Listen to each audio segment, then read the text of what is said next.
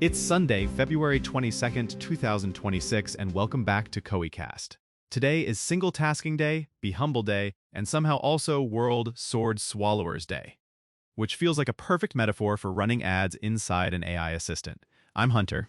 I'm Riley, and yes, this episode was made entirely by a fully automated AI workflow. Like if we suddenly start speaking in perfect ad copy, just blink twice. The machines are in the room. We leave the weird in, always. All right, Riles, the big story. OpenAI is testing ads inside ChatGPT. Small subset, clearly labeled.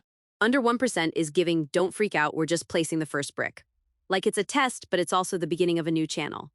A new kind of shelf space. Exactly. And the vibe shift is real, because ChatGPT isn't a feed. It's the place people go to decide. OpenAI says ads won't influence the answers, and that user conversations, chat history, memories, and personal details aren't shared with advertisers. Advertisers get aggregate reporting like views and clicks. But still, once money enters the room, trust gets spicy. Hold up.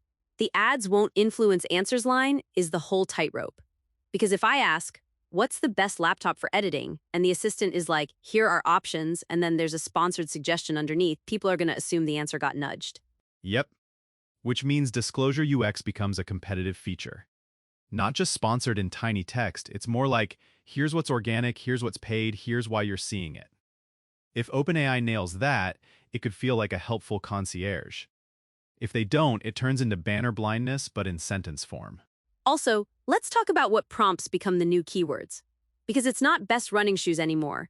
It's, I have a trip in 2 weeks, I hate airports, I want a carry-on that doesn't scream I'm lost. That's the scary good part for advertisers.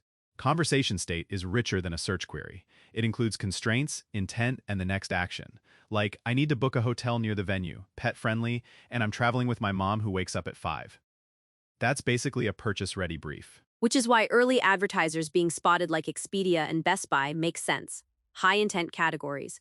But also, I can already see the first brand sponsoring an answer that roasts them. Like someone asks, why is this brand so overpriced? And then the ad is that brand.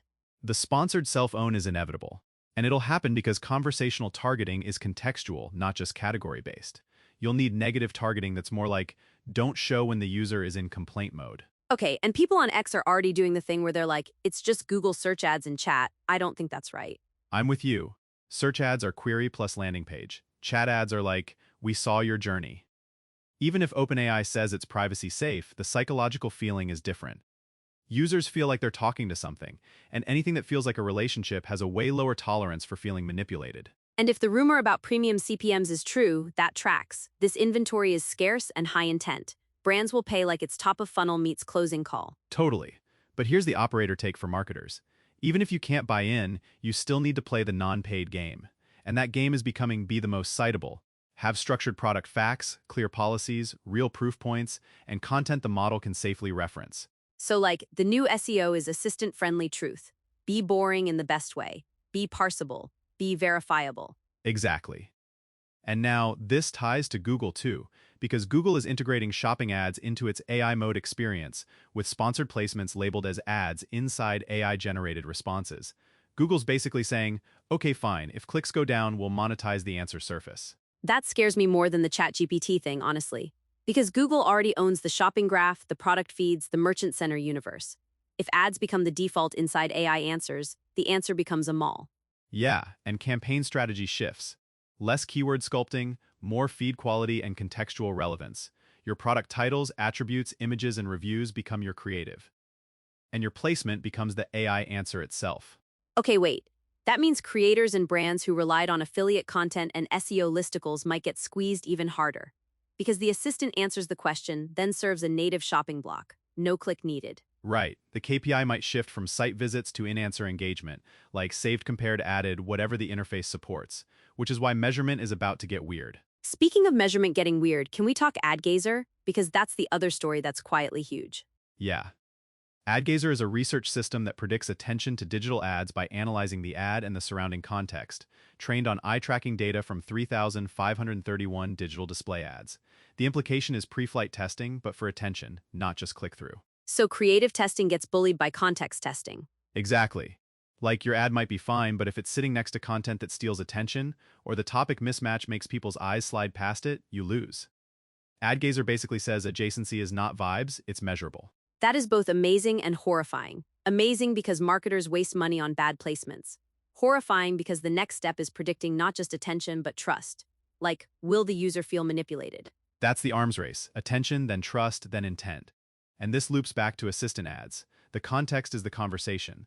So the placement quality is literally the user's mental state mid-thread. Which is why Be Humble Day is kind of the perfect holiday for this episode, because the minute brands get cocky and try to game the assistant, users will revolt. Facts. So, practical playbook for listeners.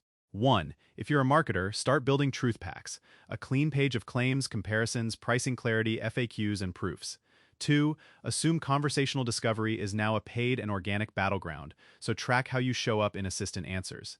3. Keep your own internal assistants ad-free by design. If you're building one on open models, don't recreate sponsored cognition inside your org. And 4, don't try to do everything at once. It's single tasking day, remember? Pick one workflow upgrade. Like, make your product info structured and consistent, or tighten your shopping feed, or add context-aware creative QA. Love that. All right, thanks for hanging with us on CoeCast.